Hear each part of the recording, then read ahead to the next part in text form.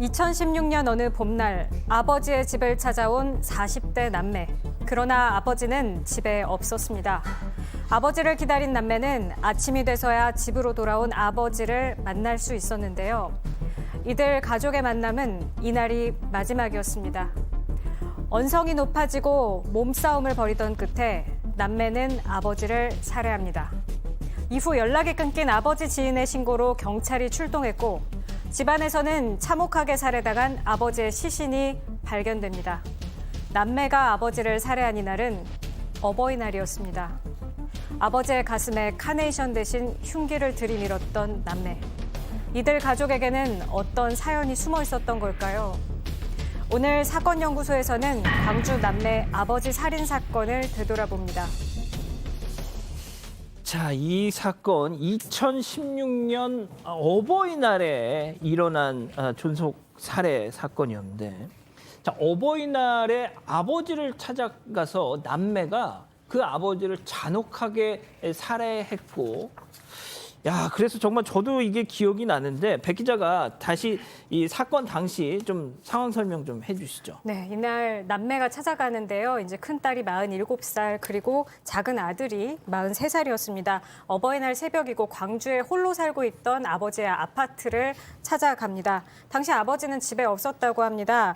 아침에서야 돌아왔다고 하는데 이 아버지가 없는 동안 지금 화면이 나오고 있죠. 남매가 아파트로 뭔가를 들고 들어가고 또 나오는 모습이 고스란히 CCTV에 잡힙니다. 가방 안에는 흉기와 공구 같은 게 있었다고 하고요. 두 사람이 동시에 오전에 아버지를 찾아왔었다. 그리고 뭔가를 잔뜩 들고 들어갔다. 이런 부분 때문에 계획적인 범죄였을 것이다라는 추정이 나왔었습니다. 그래서 이게 진짜 저는 이게 기억이 나는 것이 그 많고 많은 날 중에 하필이면 어버이날에 아버지를 죽일 수가 있는가?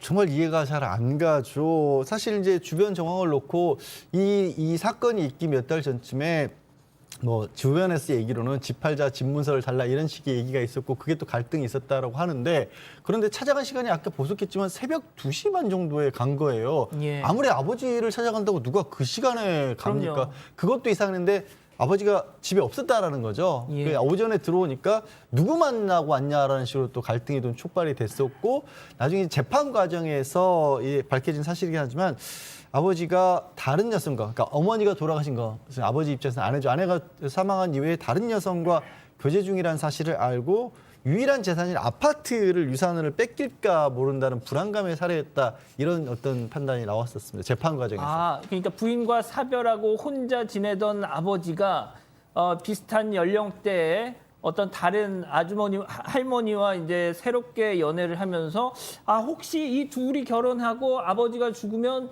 이 아파트 하나밖에 남지 않은 이 아파트 이게 또 저 여성한테 가는 거 아니냐. 제가 봤더니 당시 앞서 보신 그 아파트 당시 시세가 1억 500만 원 정도밖에 되지 않았다. 1억 500만 원이었다고 하던데, 박 변호사님, 네. 그런데 제가 이게 그 범행 수법을 봤더니 너무 참혹했어요. 그걸 다 얘기하기 좀 어렵고요. 일단은 어떻게 이제 발각이 됐냐면 이 아버지하고 교제하던 다른 여성이 집에 갔는데 문이 안 열리니까 119에 신고를 했고요. 그래서 이제 개방을 해서 들어가 보니까 아주 현장이 잔혹했다고 합니다. 특히 얼굴 같은 경우는 이 흉기, 공구 이런 것 때문에 알아볼 수 없을 정도로 그 가격이 돼 있고 치아는 뭐 다 빠질 정도로 그 정도로 상당히 이 잔인한 상황이었는데, 이 시신은 이제 고무 뭐라 하죠? 박스에 이제 넣어서 락스 같은 것도 했고, 이걸 하기 위해서 4번 정도 왔다 갔다 했고요. 락스나 이런 것도 구입했다라는 것도 이 두 사람이 나중에 밝혀졌습니다. 예, 큰 고무통 안에 시신을 네. 넣고요. 앞서 박 변호사님 말씀하신 것처럼 이 시신의 치아를 봤더니 이것만 말씀드릴게요. 그냥 일부러 치아를 뺐다고 하더라고요. 예. 자, 남매는 이 범행 이틀 후에 경찰에 검거가 됐습니다. 이 당시 모습 보고 얘기 이어가죠. 아버지를 살해한 것도 특히 이유가 없습니까? 아니, 그렇게 말씀하시면 안 되고요. 저는 어떤 것에 대해서도 말씀드릴 이유를 모르겠고요. 제 얼굴과 제 실명 그리고 개인적인 어떤 신상은 공개하셔도 좋고요. 제가 동의합니다. 공개하세요. 이유가 무엇이죠? 이유는 없어요.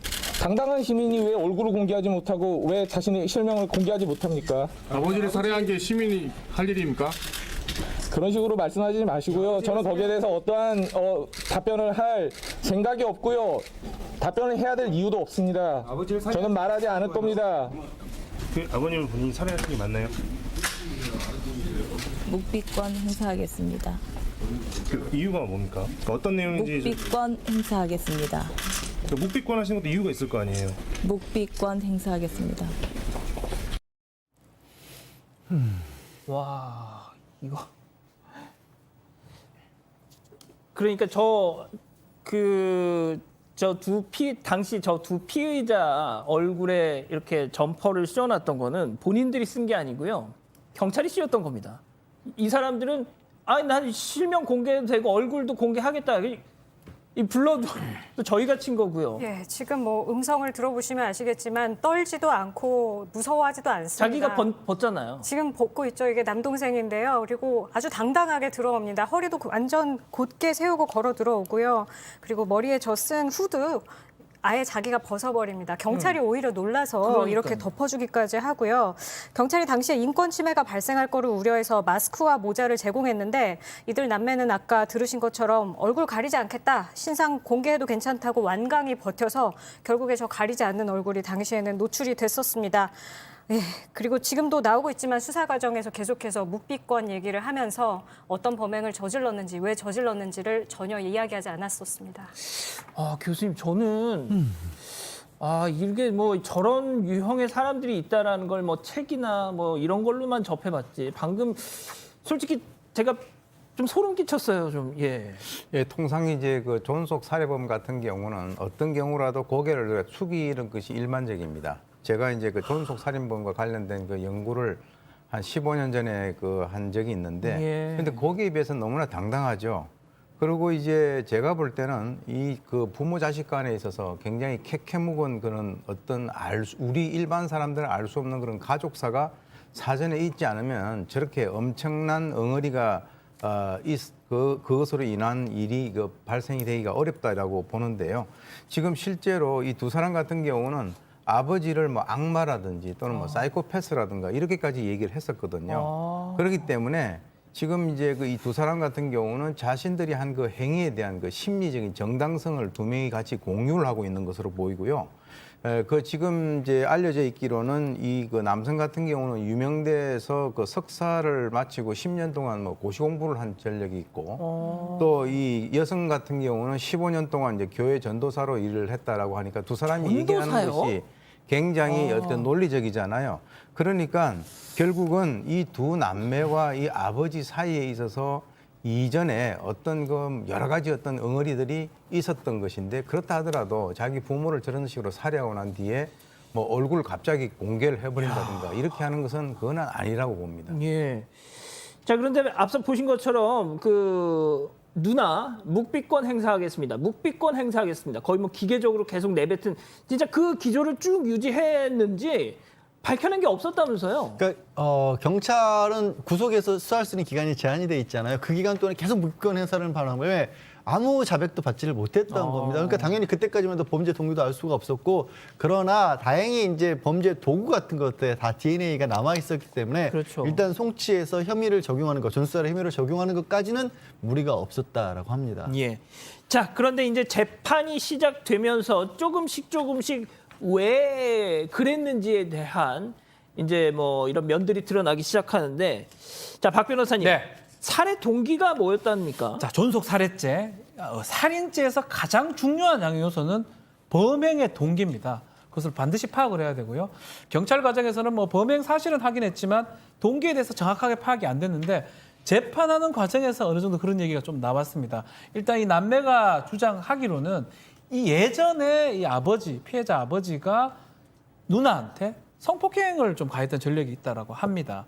그리고 그런 어떤 얘기가 이 사실 5월 8일 날 간 이유는 뭐냐면 독일에 좀 이민을 같이 가자라고 얘기를 권유하러 갔다가 어버이날 때 그런 얘기하면 좋아할 것 같아서 얘기하는 과정에서 이 성폭행 얘기가 나왔고, 그게 지금 화가 나가지고 다투다가 본인이 살해하게 됐고 누나는 뭐 하지 않았다. 이런 식으로 지금 얘기를 했고요.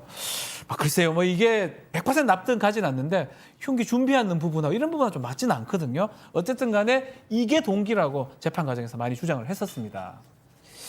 아니 근데 뭐 이렇게 이민을 권유하는 과정에서 뭐 시비가 붙어서 우발적으로 이미 저렇게 보시다시피 CCTV 영상은 보시다시피 도구를 다 준비해서 갔잖아요. 새벽 2시가 넘은 시간. 네. 그럼 비정상적인 상황이었고요. 네. 실제로도 뭐 여러 가지 도구를 사용했던 이유가 아버지의 반격이라든가 공격이 무서웠기 때문이라고 얘기를 하는데 40대 남녀고요. 지금 보시면 예. 그 범행 도구를 구입하는 장면까지 그러니까요. 나옵니다. 그리고 아무리 아버지가 건장하다고 하더라도 70대 중반이었습니다. 또 뭐 학대라든가 또 어머니도 방치하고 학대했다 이렇게 주장을 하는데 그렇게 보기에는 또 시간이 너무 많이 흘렀잖아요. 40대 중반이면 20대 뭐 이 정도까지 그렇다고 뭐 잘했다는 게 아니라 그 뭔가 그렇게 보기엔 석연치 않을 정도의 시간과 나이 또 범행 준비 이런 것들이 있었던 것이고 그럼 돈 때문에 그런 것이냐라고 뭐 그렇게 추궁을 하는데 그 돈 같은 경우는 우리가 정당하게 받을 돈이 있었기 때문에 민사소송을 하면 됐지 굳이 그럴 필요가 없었다라는 또 식의 주장도 했습니다. 자, 그러니까 좀 더 정리를 하자면 자신의 친모가 교통사고를 당한 이후에 이 몸이 불편한 어머니를 누가 돌보느냐 뭐 이런 걸 가지고 부자들 간에 이렇게 뭐 갈등이 있었고 2011년 어머니가 사망을 하자 아버지가 앞서 말씀드린 대로 다른 여성을 만나면서부터 뭐 앙심을 품었다. 결정적으로 뭐 그렇다면 유산 문제, 아까 얘기한 그 아파트, 예. 지금 앵커님께서 말씀하신 내용은 이 가해자들의 주장이랑은 완전 상반된 내용들이죠. 또 수상한 정황들이 몇 개 있는데요. 지인들의 증언을 좀 들어보니까 유산 문제를 갖고서 계속해서 갈등을 겪었다는 거예요. 이 남매가 틈만 나면 찾아와서 아파트 이거 팔아서 저희 주세요. 나중에 죽으면 어차피 나 줄 거 아닙니까? 계속 이런 식으로 얘기를 하고 이 과정에서 딸이 아버지를 폭행죄로 신고하고 또 아이고. 접근 금지 가처분 신청도 했었다고 합니다. 또 아들은 범행 한 달 전에 이렇게 아버지를 찾아와서 소란을 피워서 경찰 조사 받은 기록까지 있었습니다. 아까 잠깐 오 교수님 말씀해 주셨지만 이들이 뭘 하고 있었냐면 아들은 이제 10년 동안 고시 공부를 하고 있어서 딱히 직업은 없었고요. 딸도 교회 전도사로 일하다가 요 당시에는 그만둔 걸로 조사가 됐습니다. 2011년에 이미 그만둔 걸로 조사가 됐습니다. 그러니까 특별한 수입이 없었으니까 이 아파트 팔아서 우리 생활비로 좀 주세요라는 얘기도 했었다고 지인을 통해서 나중에 조사가 됐었습니다. 그렇군요. 자, 양 변호사님 재판부는 그러면 어떤 판단을 내렸을까요? 일단 재판부는 성장 과정에서 아버지 폭력이나 폭언 때문에 어느 정도 왜곡된 가치관을 가졌다가도 볼 수가 있지만 그렇다고 해도 계획적으로 아버지를 해쳐놓고 또 40대 중반인데 계속해서 아버지 탓만 하고 있다는 것은 도저히 이해할 수 없다, 용납할 수 없다라고 해서 이 누나에게는 징역 18년 그리고 동생에게는 징역 20년 선고를 했고요. 항소심, 상고심에서도 똑같이 유지가 됐습니다. 자, 교수님이 좀 마지막으로 정리를 해 주시죠, 이 사건. 결국은 이제 이 자식을 잘못 키운 그 대가를 이 아버지가 받은 것이 아닌가 생각이 듭니다. 일단 어린 시절에 학대 가능성이 있고요. 아까 이제 뭐 성폭행 가능성 그거는 정확히는 모르겠습니다. 그리고 예. 이제 어머니가 교통사고를 당하고 난 이후에 지체 장애 과정에서 2011년에 사망을 했는데 그 과정에서 아버지가 잘 어머니를 돌보지 않았던 것으로 이제 주장을 하고 있고요. 그 다음에 이제 또 하나는 이 복지관에서 만난 그 다른 여성과 황혼 연애를 하고 있기 때문에 그 18평 아파트에 대한 어떤 그 소유권과 관련돼 가지고 그 여성에게 넘어갈 것이다라고 하는 이런 것을 굉장히 걱정을 했었던 것 같아요. 그럼에도 불구하고 미리 여러 가지 어떤 그 범행 도구를 갖다가 사전에 사고 사전에 답사를 하고 계획 범죄를 하고 본인이 재판에서는 공황장애였다 또 정당방위였다 이렇게 얘기를 갖다가 하고 있는데 정말 이 그 과정에서 발생되지 않아야 할 어둡고 추악한 그런 면이 노출된 것이다 이렇게 봅니다.